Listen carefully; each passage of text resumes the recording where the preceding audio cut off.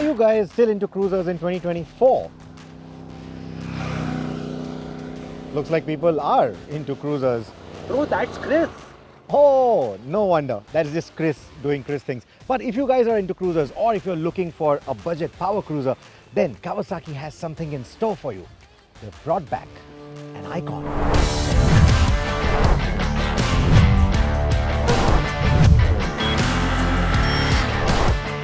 Icon. Hey, aren't you that guy who wears the fancy Arai helmet? Then why are you wearing this Icon helmet? Yeah, but I mean, look at this, dude. Matte black helmet, matte black jacket, matte black motorcycle. It just all goes so nicely. This is the new Eliminator. Oh, Eliminator? Does this all go macho like Arnold who says, I'll be back? That was Terminator, dude. This is Eliminator. You see, this is the problem with this generation. They'll probably not understand the significance of words like Terminator, Eliminator, Kawasaki's legacy, etc. Someone like me, I'm happy because the Eliminator is back.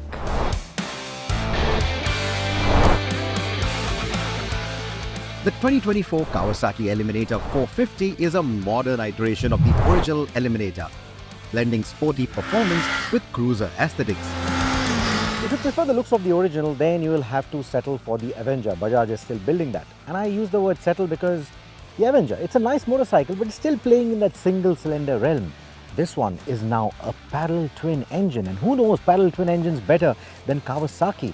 Some of their most successful motorcycles in India are powered by 2 cylinders. In fact, even this engine comes from a very successful motorcycle, the Ninja 400. And with it, it brings along a peaky, high-revving nature that gives this bike a very unique character, despite being a cruiser. Despite maintaining a classic cruiser appearance with bobbed fenders and a short tank, the Eliminator surprises with its sporty capabilities, handling twisty roads and highway speeds effortlessly. With its lightweight and a low seat, it should be comfortable with the ladies, like the original Eliminator. And despite the riding posture being a little bit upright, the comfort is really good, be it city commutes or long-distance highway runs, it's got you covered. The bike's engine feel is a bit unconventional. It has high-frequency vibrations near the top end, but the quick acceleration sets it apart in the cruiser class. The chassis, with its agile handling and surprisingly good cornering capabilities, contributes to an engaging riding experience. In the mid-size cruiser segment, the Eliminator positions itself as a pricier yet well-rounded option that sits between the Royal Enfields in the lower end and something like the Vulcan 650 at the higher end. Despite some vibrations, it excels in comfort and performance, addressing a gap both in Kawasaki's lineup as well as the market. See, I'm going to be honest with you. When I read the spec sheet of the motorcycle and I understood that this is a Ninja 400 derived engine, I had my apprehensions. I mean, that peaky, high-revving motor, what would it do in a cruiser like this? But now that I've ridden it, I think that engine can do wonders if they are able to build like a smaller Versys maybe, or, you know, some other applications of the motorcycle. I think that would be nice. Oh man, what a bike. I love this one. Oh. Finally rode it, huh? What in the world is this thing? Hey, come on, dude. This is the Eliminator. How can you not identify this? This is the new Eliminator. Why would you even buy that thing? Well, this motorcycle, well, it's got higher displacement, more power, twin exhaust pipes, and of course the Royal Enfield lineage. What more could you ask for? I agree, but come on, Eliminator, dude. Doesn't it ring a bell? Eliminator. Remember how Kawasaki launched the Eliminator, you know? Don't you remember the legacy? Dead and gone. What is this thing doing here now? Okay, honestly, I understand. I just rode that motorcycle as well. I am in love with that bike, but you can't really compare the two motorcycles, right? This is a 650, this is a 450. If we were to compare it, you know, this is the age of YouTube. This video is going on YouTube. People will kill us in the comments, dude. Man, who cares about that? This cruiser motorcycles, well, enthusiasts of cruiser motorcycles at least, they're not going to give a hoot about that thing because, well, 2 lakhs cheaper. This is a whole 2 lakhs cheaper.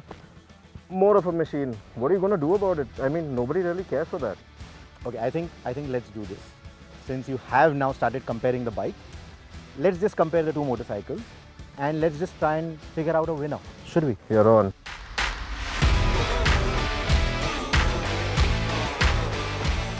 Well then, here we are, looking at the Kawasaki Eliminator 450 and the Royal Enfield Shotgun 650, which impressed me just recently in Los Angeles. Let's start with the styling then, shall we? The Eliminator, it's like Kawasaki sent the original on a serious gym regime. It's got this beefy bodywork, it's got these fat tires, that imposing stance. It almost feels like Arnold Schwarzenegger, again, of the budget cruiser segment. But then it's only available in black. I mean, we're not mourning the demise of the cruiser genre, are we? A bit of white or a splash of dual-tone green wouldn't hurt. Nevertheless, it does look stealthy, except for those commuter-like foot pegs, an exhaust canister that looks like it's lost its way, and a coolant reservoir lid that's trying too hard to be the life of this party.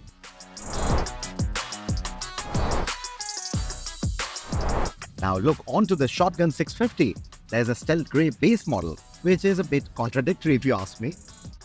Things get fancier and pricier though as you climb up the ladder. And I must say, the range-topping stencil white that we rode in Los Angeles is an absolute head-turner. Yes, the Shotgun 650 looks absolutely stunning in the flesh. It's got that lovely blend of factory custom meets bobber motorcycle vibe to it. And of course, you do have the option of slapping on a pillion seat should you feel so generous.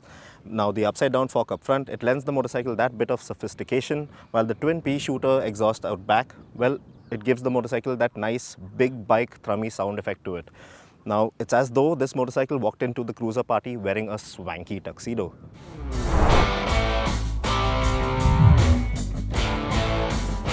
Ergonomics. Now that's where the Eliminator fights back. All controls fall easily at your fingertips. A sporty yet relaxed riding posture with the mid-mounted foot pegs. It's like they took a page out of the cruiser yoga manual. The discreet pillion seat is city commute friendly, but don't expect it to be your best friend on a cross-country road trip. Your pillion's definitely going to complain. The Eliminator is definitely the more comfortable motorcycle of the two. And with its lower seat height, it also feels like the easy rider between the two. In fact, it's so easy to maneuver that it also makes the Shotgun feel a little top heavy. I quite like this riding posture. Oh, and let's not forget the higher ground clearance, perfect for tackling our lovely road conditions. In the end, it's a clash of style and comfort. But both these motorcycles have their unique charms about them. Now, it's up to you to choose whether you choose the Kawasaki's butch road presence or the sophisticated swagger of the Royal Enfield. It's a tough choice, but whichever you pick, you are in for a ride that will make you grin like a cat from Alice in Wonderland. With its nimble frame and an engine that is born from the womb of the Ninja, it's able to pull off a really quick, a significantly quick 0 to 100 time. Under 6 seconds. That's quick for a cruiser, isn't it?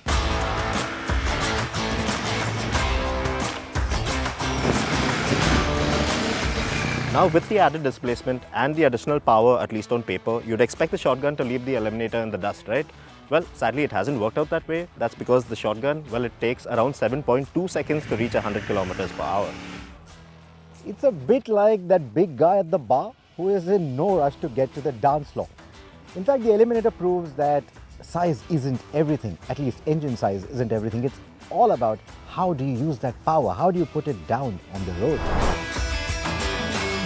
The Kawasaki Eliminator 450, true to its Kawasaki DNA, is like butter on a warm toast, creamy smooth throughout the entire rev range.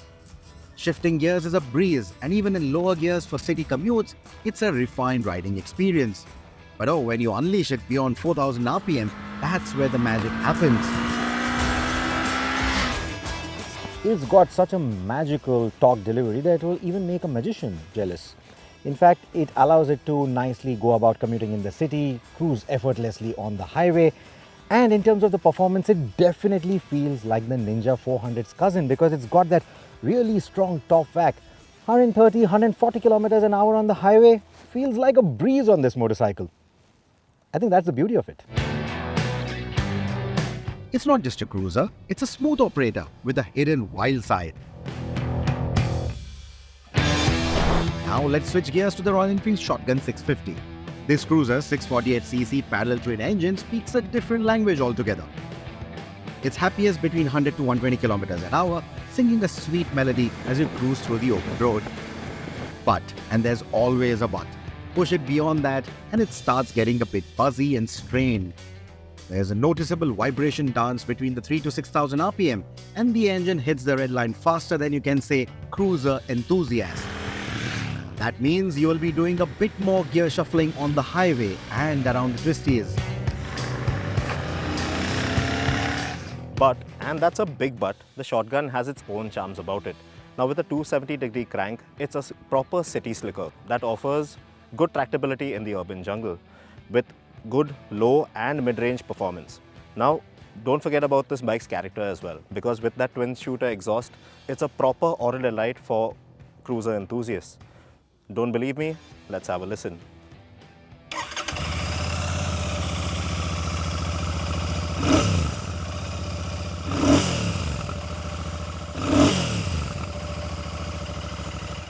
Pretty sweet. And in comparison, here's what the Eliminator sounds like. Mind you, it has a 180-degree crank.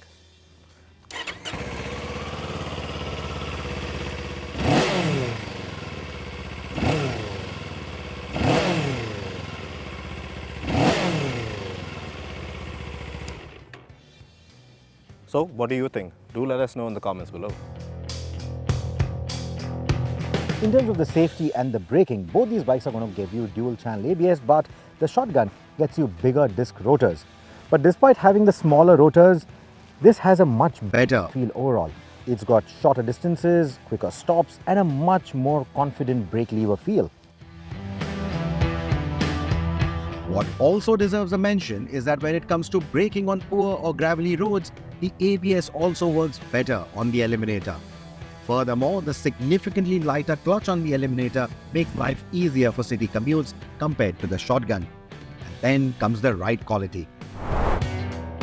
The Shotgun 650 exudes an improved ride quality over the motorcycle that it's based on, which is the Super Meteor 650. It isn't as firm as before, and additionally, there's a good 8 to 9 mm of additional travel on the rear wheel itself. Both the motorcycles are going to give you twin rear shocks, but you only get preload adjustment on both. Now the real differences arise when you look at the fork legs. I mean, at the 5 lakh rupee price point, you're still getting standard forks. But in the real world, the overall ride quality is much cushier on this motorcycle compared to the shotgun. Remember, the Super Meteor, very rough ride, very firm ride. This is definitely better than that, but this one outshines the shotgun like that, especially on our poor road conditions. This is much, much better. Now, when it comes to handling, the shotgun really caught us off guard because, well, entering corners at speed, well, it takes it on like a stroll in the park.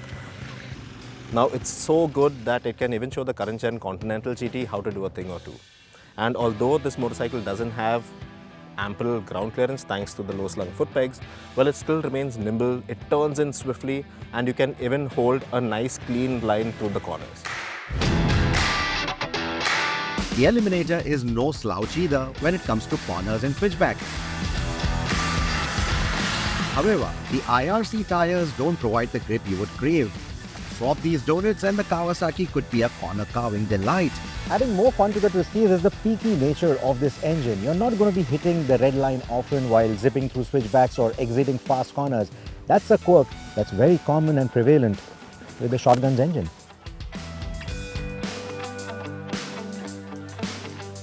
Plus, the suspension harmony on the Eliminator brings it all together for a smooth ride through the bends as well as on the highway. Handling, it's a dance, and both these bikes have their own unique steps. In the fuel economy department, both bikes boast modern and clean engines, but the Kawasaki takes the economy crown. Despite its slightly smaller 13-litre tank compared to the shotgun's 13.8-litre tank, the Eliminator's fuel-sipping nature ensures a range that's more or at least on par with the shotgun. The Eliminator is like that frugal friend who always has that extra balance left in the bank. I mean, tank efficiency clearly is its forte. In the value for money race, the Eliminator demands a hefty premium, nearly 2.5 lakh rupees more than the Shotgun 650 when you calculate the on-road cost. But the gap in their pricing, well, it's as wide as a canyon, and it's one of the key reasons why buyers will sway more towards the Royal Enfield. And if you were to stretch for the Kawasaki, you're looking at an additional hike in the EMI of up to 5,000 to 6,000 rupees. Not to mention, the insurance cost is also going to go up by about 3,000 to 4,000 rupees. There's no denying that the Shotgun 650 delivers a wallet-friendly package. It not only comes at a more attractive initial price but also promises lower ongoing costs, making it the budget-conscious rider's champion. In the value game, the Shotgun takes the shot and scores. Let's sum it up then. As the points add up, the Eliminator comes out on top, but by a very, very tiny margin. A margin that is likely to get outweighed very quickly by the irresistible pricing of the Shotgun. So irresistible, in fact, that I won't be surprised if the Shotgun manages to rake in numbers in 1 month that the Eliminator will probably take a year to do. However, in the realm of pure performance, ride and handling, the Eliminator emerges as a superior motorcycle. Its design caters to a broader audience, and its lightweight and superior fuel economy suggest long-term benefits as well. Add the renowned Japanese reliability into the mix, and the Eliminator demands its premium.